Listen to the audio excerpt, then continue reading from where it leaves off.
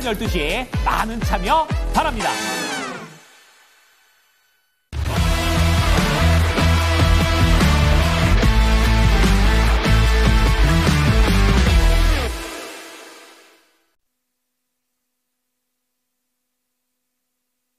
네, 이슈 딥다이브 함께 하시죠. 헤르메스 스탁의 김시은 팀장 나와주셨고요. 퍼스트 프라임 리서치 손여로 팀장 두 분과 함께 하겠습니다. 어서 오십시오. 네, 안녕하세요. 안녕하십니까. 네, 두 분과 함께 얘기 나누겠습니다. 첫 번째 주제부터 같이 확인해 보시죠. 네, 오늘 가장 회자가 많이 되지 않을까 싶은데 비상등 켜진 AI 관련주라는 퀘스천 마크를 한번 달아봤습니다. 오픈 AI와 그리고 MS를 따라잡겠다면서 알리바바에서는 무려 75조나 AI 쪽에 투자하겠다고 밝혔습니다. 그리고 나서 바로 MS 쪽에서는 투자권을 약간 속도 조절할 수 있다라고 얘기하게 되면서 데이터 센터 두 곳과의 임대 계약을 취소했다라는 뉴스가 좀 돌기도 했습니다. 어떻게 봐야 되는 상황인 건지, 네, 팀장님께서는 어떠세요? 지금 중국의 추격이 굉장히 무섭죠? 네, 거기에서 미국이 조금 브레이크가 걸리나? 네, 생각이 조금 드니까 약간 애매해지더라고요. 지금 패권 경쟁이 상당히 치열한 상황에서 MS 뉴스 어떻게 보세요? 일단 MS 뉴스를 보게 되었을 때 MS 개별적인 요소인지 혹은 이제 AI 섹터 전반에 대한 문제인지를 구분지어서 봐야 하는데 지금 이런 뉴스 같은 경우에 MS의 이제 개별적인 요소라고 보시면 좋을 것 같아요. 전일 뉴스에 네. 사실 우리 시장 같은 경우에 먼저 선반영을 했습니다. 그거에 따라서 오늘 시장 같은 경우에는 그렇게까지 큰 파장보다는 이제 엔비디아의 실적을 조금 더 기다리고 있는 입장이라고 보시면 좋을 것 같은데요. 네. 우선 MS에 대한 부분을 보게 되었을 때 과연 지금 AI에 대한 인프라 투자가 축소할 것을 우려하면서 먼저 선제적으로 반영을 했는가? 그건 또 아니라고 보시면 좋을 것 같아요. 네. 가장 중요한 게 중국 간의 관계라고 보시면 좋을 것 같은데 어제 알리바바가 AI에 굉장히 대폭적으로 투자한다라는 내용이 나왔습니다. 전날에. 네. 어제 나왔는데 네. 그러면 미국 증시에서 투자를 진행하면서 관련 종목이 올랐는가? 그건 또 아니에요. 또 하락했습니다. 알리바바가 큰 폭의 하락세가 나왔는데 지금 미국 정부 같은 경우에는 중국 쪽에 대한 제재를 계속 가하려고 하고 있는 입장들 결국 지금 중국 쪽에서 돈을 투자를 하고 계속 관련 산업을 키우려고 해도 미국 같은 경우에는 지금 중국을 계속 제재하려고 하는 입장이다 보니 오히려 더 큰 제재가 나오면서 또 옥죄일 가능성이 높지 않을까라고 보시면 좋을 것 같아요. 그리고 지금 중국 쪽에서 그렇게까지 굉장히 큰 규모로 투자를 진행을 하고 있는데 미국이 만약에 여기서 투자에 대한 규모를 줄인다? 지금 미국과 중국만이 아니라 전 세계에서 AI에 대해서 굉장히 돈을 많이 쏟아붓고 있고 전쟁을 진행 중에 있는데 네. 거기서 만약에 미국이 인프라 투자를 줄인다라고 하면 중국에게 지는 모양새가 됩니다, 사실. 그러게요. 예.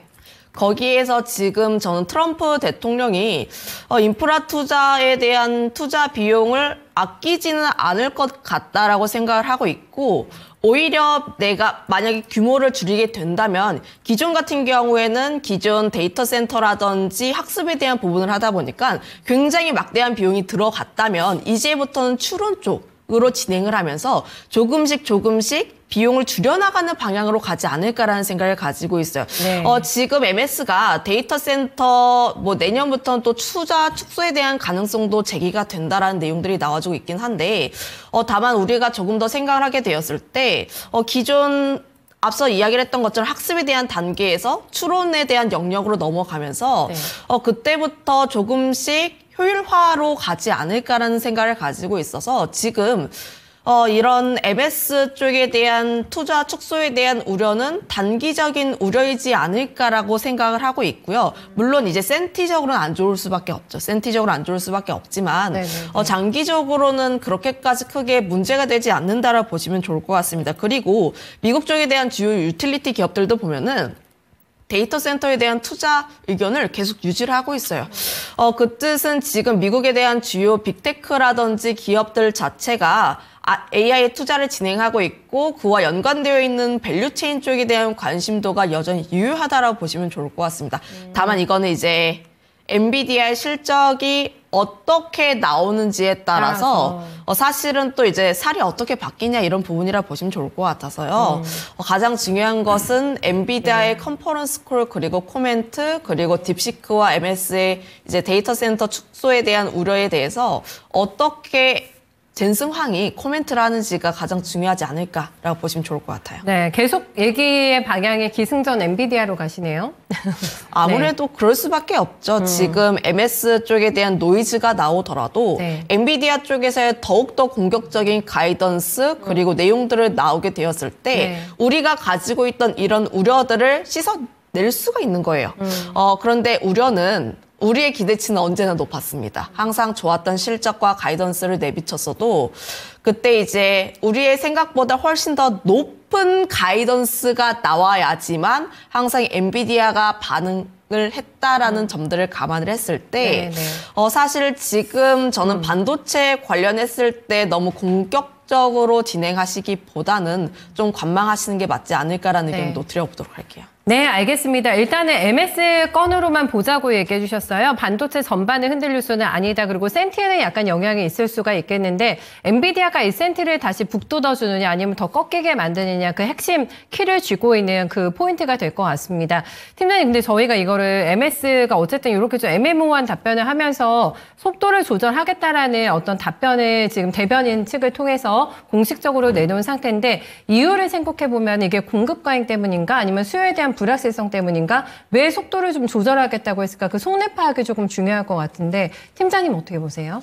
네, 저는 뭐 공급 과잉보다는 약간 수요 쪽이 아닌가 그렇게 판단을 하고 있고요. 이제 MS 쪽에서도 말 못하던 사정을 이제 좀 말한 것이 아닌가 그렇게 판단됩니다. 참 이런 걸 보면서 사람의 마음이 좀 간사하다라고 판단하고 있고 그렇기 때문에 투자가 어렵다라고 판단합니다. 어떤 증권 전문가로서는 어떤 뭐 시청자분들께 뭐 기대감을 드릴 수 있는 이런 이야기를 드리는 것도 중요하지만 계산기를 좀 두들겨봐야 된다라고 판단했거든요. 그래서 저는 뭐 치킨집을 운영하시는 자영업자분들이나 뭐 기업을 경영하시는 경영인 분들이라고 내가 가정을 하고 여쭤봅니다. 내가 투자를 100만 원 했는데 수익이 10만 원입니다. 과연 투자를 진행할까요? 일단 기본적으로 내가 투자한 거 이상으로 자금을 얻어야지만 투자를 지속할 수 있겠죠. 근데 우리는 알고 있습니다. 작년 2분기부터도 이 AI 글로벌 기업들이 자신이 100만 원을 투자했는데 10만 원밖에 못 범에도 불구하고 이 AI는 성장할 수밖에 없는 그런 키워드이기 때문에 투자를 감행을 하고 있었어요. 근데 이제 2분기 투자를 진행했고 3분기랑 4분기 투자를 꾸준하게 지속을 하고 있는데 매출액은 증가를 못 씁니다. 우리가 팔런티어 보고 있잖아요. 펠런티어가 매출액이 증가를 하고 있는데 흑자가 전환이 안 됐습니다. 영업 적자는 줄어들고 있는 상황이에요. 근데 이 기업이 볼 수 있는 성장성에 따라서 베팅을 하고 있는 건데 지금 이렇게 MS랑 이제 뭐 TD 이런 뉴스가 나오면서 투자자분들 투심에 약간 찬물 살짝 끼얹는 거죠. 그래서 제가 이제 우리 팀장님 이야기 한동안 이 뉴스를 언제 나왔고 어떻게 뉘앙스가 바뀌었는지 했거든요. 그래서 분명히 금요일 오전에는 취소했다. 이 임차를 취소했다. 이 뉴스 키워드까지 나왔어요. 근데 주말간 나온 뉴스는 투자를 줄일 수 있다. 이런 식으로 이야기를 바꿨어요. 그래서 이게 욕을 할 거면 제대로 해야죠. 뭐 이렇게 거의 확정적으로 이야기하더니 투자분들께서 투심 흔들려가지고 금요일날 낙폭을 그렇게 말하니까 왜 말을 바꾸냐. 이렇게 공격적으로 이야기할 수 있지만 뭐 충분히 좀 우리 뭐 어떤 상장 법인 쪽에서도 이렇게 공시 변경하고 뭐 뉴스 말도 바꾸고 이런 상황이 있기 때문에 대응의 영역이다라고 보고 있고 지금 계산기를 두들겨 보니까 MS 쪽에서는 이번 회계연도에서 AI 데이터 센터에 총 800억 달러를 투자할 계획이 있다라고 이야기를 했어요. 이게 하나로 96조입니다. 근데 말이 바뀌었죠. 이 800억 달러에서 일부는 수정이 될 수 있다라고 합니다. 그 일부가 얼마인지 몰라요. 뭐 총 800억을 다 뭐 줄일 수도 있고 아니면 뭐 한 2분의 1 정도 뭐 400억 달러 아니면 4분의 1, 뭐 200억 달러 줄일 수 있다고 가정해 보겠습니다. 그럼 투자 금액이 약 20조에서 30조 정도 줄어들 수 있고 지금 시진핑 주석의 부름을 받은 마윈 같은 경우는 AI에 75조를 투자를 하겠다고 했습니다. 3년간. 그럼 플러스 25조죠. 그다음에 애플 같은 경우는 이 관세 압박에 미국에 5천억 달러, 하나로 하면 714조입니다. 714조를 4년간이라고 했으니까 1년에 뭐 180조 정도입니다. 그러면 우리가 세 가지 뉴스, 악재 하나에 호재 두 개를 덧셈을 했을 때 플러스가 더 많습니다. 근데 주가는 어때요? 안 오르고 있죠. 그러면 투자분들 심리에 호재보다는 악재가 크게 반응을 하고 있구나. 이런 부분들 들 수 있는 겁니다. 근데 지금 제가 말씀드린 순간에도 개장 초반보다 지금은 나아지고 있고 탄력도는 섹터마다 다른 모습입니다.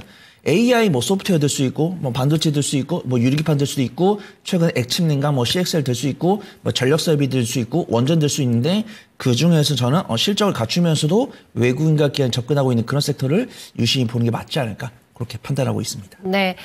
MS가 왜 이런 얘기를 했을까는 수요 쪽에 조금 더 원인이 있을 거다. 마진 부분에 대해서도 함께 언급을 해줬는데 그럴까요? 네, 어쨌든 간에 계획을 조금 일부 수정할 수 있다라는 거는 분명한 이유가 있을 것이고 그거를 투자에도 저희가 반드시 판단하는데 녹여서 재료를 녹여서 좀 판단을 해봐야 될 것 같습니다. 그래도 여기에서 저희가 흔들리는 구간에서요. 가져갈 만한 종목이 있는지 두 분이 픽해 오셨거든요. 함께 확인하겠습니다. 네, 데이터 센터 취소와 관련해서는 연관된 종목이 워낙에 많아가지고요. 네, 전력 인프라 쪽에서의 HD 현대 일렉트릭을 다시 한번 가지고 오셨고요. 손열의 팀장의 종목은 효성중공업입니다. 현대 일렉트릭은 매수 관점 꾸준하게 그냥 긍정적으로 유지하시네요, 팀장님. 네, 이제 저희가 통한 것 같은데 전력기기 쪽에 대한 관심도는 여전히 유효하지 않나라는 생각을 가지고 있어요. 그중에서 항상 대장으로 언급이 되었던 게 HD 현대 일렉트릭이고 이 종목에 대한 주가가 견조하게 움직였을 때 그때 LS 일렉트릭이라든지 효성중공업 좀 이렇게 그 외의 종목군들이 함께 움직이는 모습들을 보여주고 있어서 사실 HD 현대 일렉트릭이 지금 큰 폭의 하락세가 나와줬기에 지금의 단계라면 저는 그래도 매수가 충분히 가능하지 않을까라는 생각을 가지고 있습니다.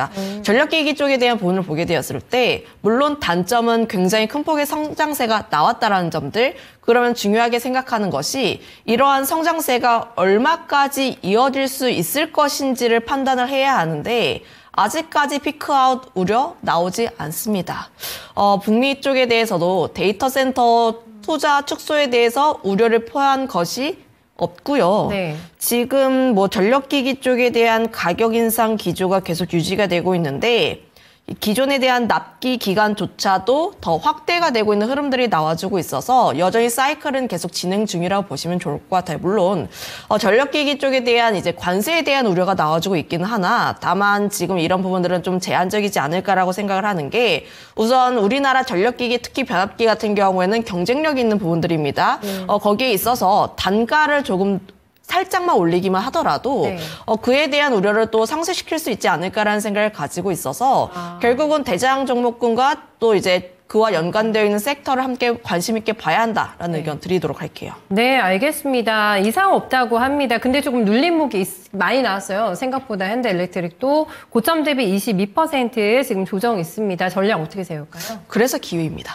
그렇구나. 눌렸으니까 기회인데 1분기 실적 같은 경우에도 4분기가 일부 또 이연이 되면서 실적이 좀 잘 나올 것으로 보여지고 있고요. 저는 지금 단계에서도 충분히 매수가 가능하지 않을까라는 생각을 가지고 있는데 물론 계속 5일 이평선, 뭐 단기 이평선 굉장히 긍정적으로 가다가 또 꺾인 흐름들이 나오긴 했어요. 그래도 사이클이 계속 진행이 되는 부분들이 있어서 충분히 하락했을 때마다 분할적인 매수에 대한 관점이라 보시면 좋을 것 같고 일단 저는 전고점 그 이상은 또 갈 거라고 생각을 하고 있기 때문에 지금 목표가는 그 정도로 우선 설정해 드리도록 하겠습니다. 네, 눌림목이 반 같다 전고점은 45만 원대거든요. 현재 구간에서 22% 수익 가능합니다. 그 정도까지만 1차 목표가 나왔습니다. 팀장님께서 저희가 통했네요라고 얘기해 주셨는데 손여루 팀장님도 효성중공업 가지고 오셨어요?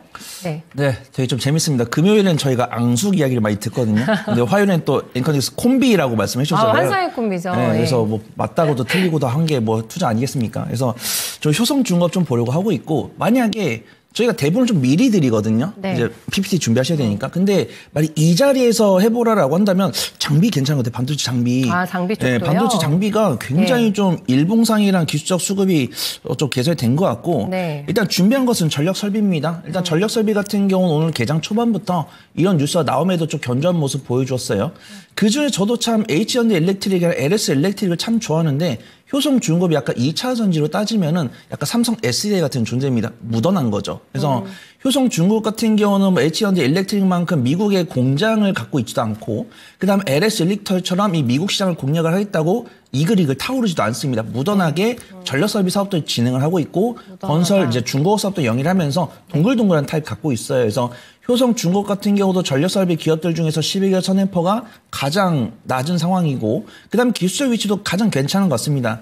지금 보면 다른 종목들은 뭐 이동평균선과의 좀 괴리가 좀 있는데 효성 중국 같은 경우는 60일선에 닿은 상황이에요. 그다음에 수급 동향 보더라도 외국인 수매수 이어지고 있고 오늘 가수급송은 외국인 수매도 일부 나오고 있는데 그렇게 많이 나오고 있지 않은 상황입니다. 그다음에 양봉 나와주고 있고 효성 중국 같은 경우는 그래도 미국에 대한 어떤 매출차 다변에 대한 기대감을 보일 수 있는 리포트가 꾸준히 나오고 있고 어떤 AI 시대에 필요한 지능형 전략기기 솔루션이나 아니면 수소 에너지 동력을 필요로 한 그런 전력 설비 사업에 대한 성장성도 주목을 받고 있으니까 나는 분할매수 잘 못하는데 전력 설비 중에 좀 안전한 정보 없을까요? 라고 하신 분들 효성중공업 유심히 봐보시면 좋을 것 같습니다. 네, 무던하게라는 표현이 또 끌림을 주네요. 네, 목표가 얼마 잡으시겠어요?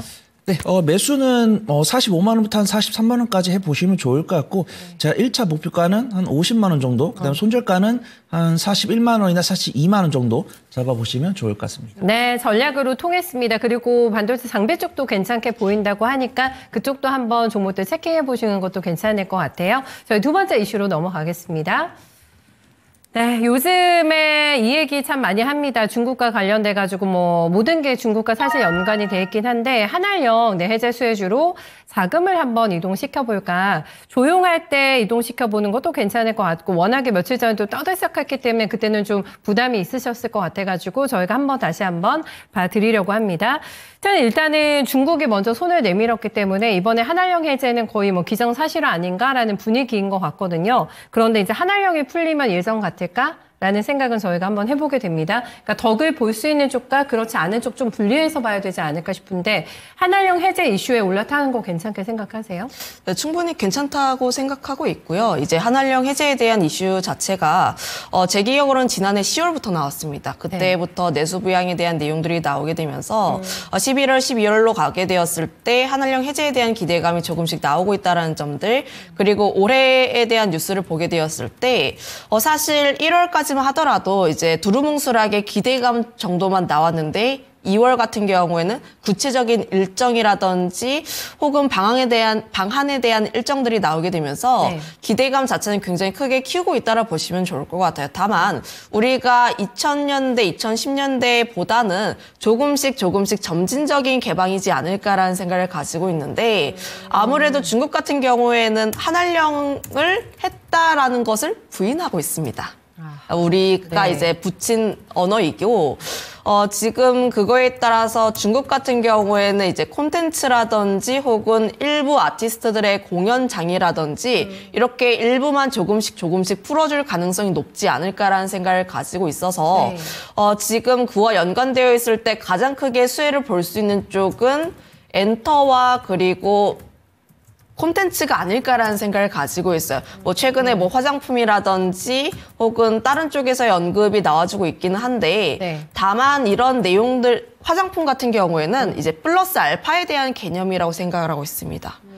결국은 지금 화장품 쪽에서의 중국 쪽에 대한 비중 자체가 이전보다는 많이 낮아진 상황들 그리고 아직까지도 중국인들 같은 경우에는 애국 소비를 어느 정도 진행하고 있는 부분들이 있어서 저도 이제 좀 코덕이다 보니까 화장품을 굉장히 많이 사요. 그런데 중국 쪽에서 시글램이라는 브랜드가 있는데 최근에 이제 거기서 콜라보를 어느 정도 진행한 게 있어서 유명해서 사왔습니다. 근데 생각보다 퀄리티가 괜찮았어요. 그래요? 예전에는 이제 중국산 화장품 하면 좀 이렇게 가격만 싼 이제 모양만 이쁜 이런 이런 분위기였는데 이전보다는 퀄리티가 상당히 많이 올라왔습니다. 그렇구나. 거기서 조금 이제 경쟁심을 느꼈고 그러면 결국 한알령이 해제가 되었다고 해서 특히 이제 케이팝 아티스트 내가 좋아하는 아이돌이 썼다고 해서 얼마만큼 화장품이 또 팔릴 수 있을 것인가 그거에 대해서는 제가 아직까지는 고민을 하고 있어서 화장품 같은 경우에는 북미 쪽에 대한 매출 비중이라든지 혹은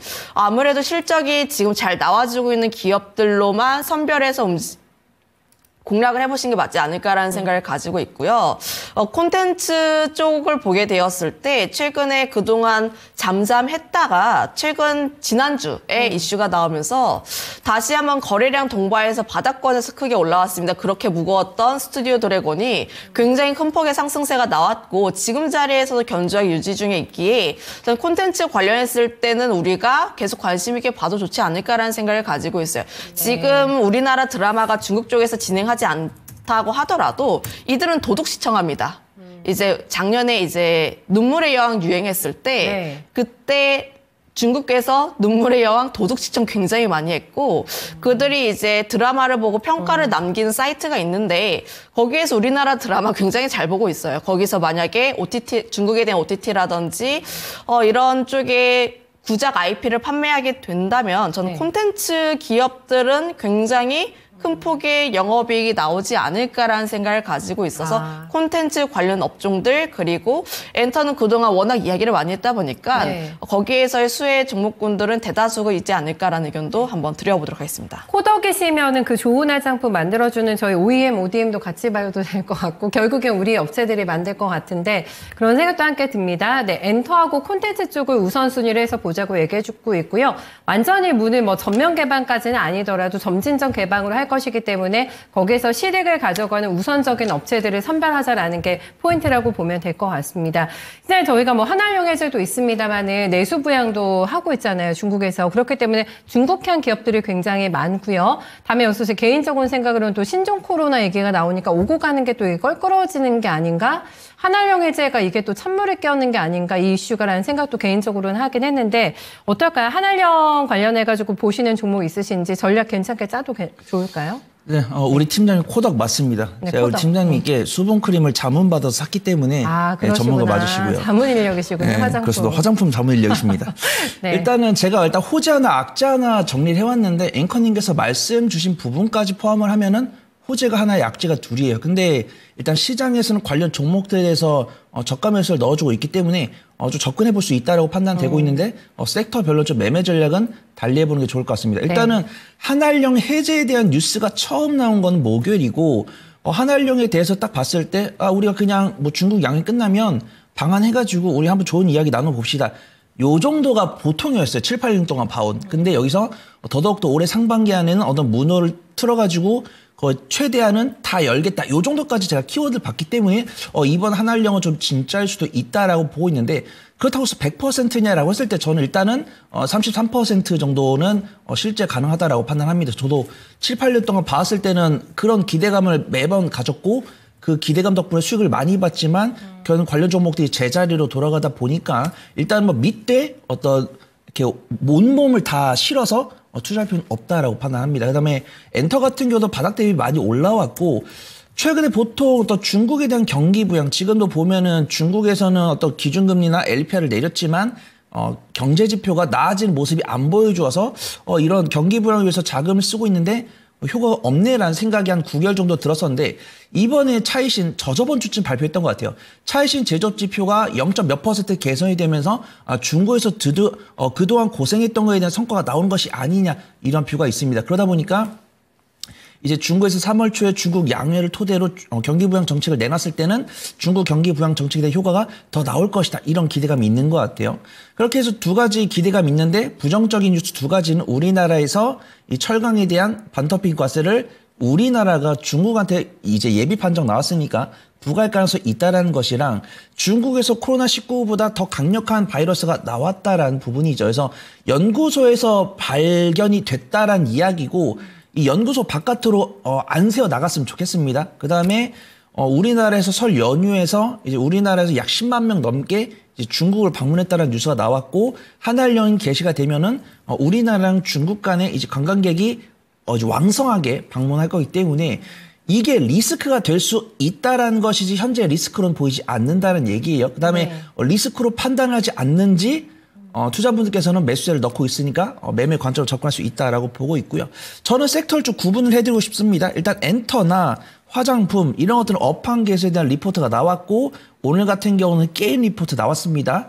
그다음에 우리 팀장님이 그 컨텐츠 관련 이야기 해주셨기 때문에 내가 매매 정말 자신 있다라고 하신 분들은 네. 변동성 강한 섹터 괜찮다라고 보고 있고 변동성 선호하지 않으신 분들은 그래도 제가 전방에 소개해드린 그 섹터 쪽에서 고르시는 게 안전해 보인다. 그렇게 말씀을 드리도록 하겠습니다. 네, 두 분의 포인트 똑같습니다. 선별 투자입니다. 종목 바로 확인해 보실까요?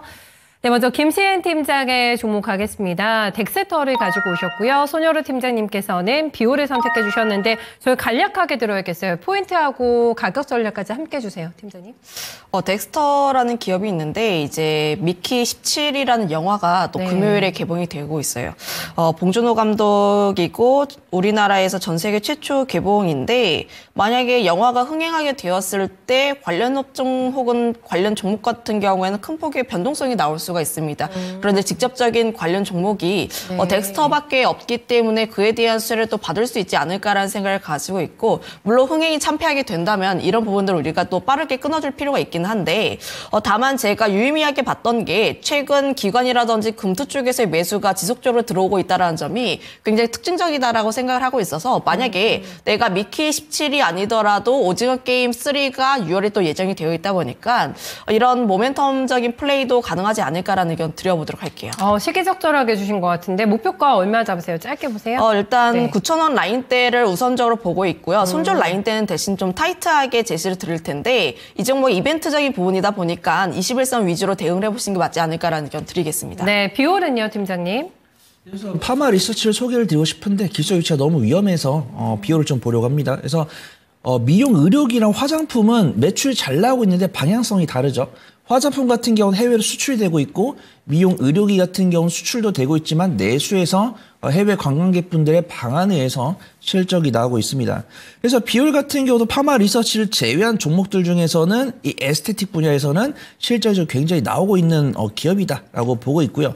증권사 리포트 나오고 있습니다. 일단 영업이익이 361억 원 나오면서 전년 동기 대비해서 영업이익이 60% 넘게 증가를 했고 영업이익률도 60% 넘게 나오는 모습입니다. 그래서 소송에 따른 이제 환수금이 포함이 된 부분이지만 이 부분들을 제외하더라도 영업이익이 40%가 넘는 호실적을 보여줬다 이렇게 평가를 하고 있고요.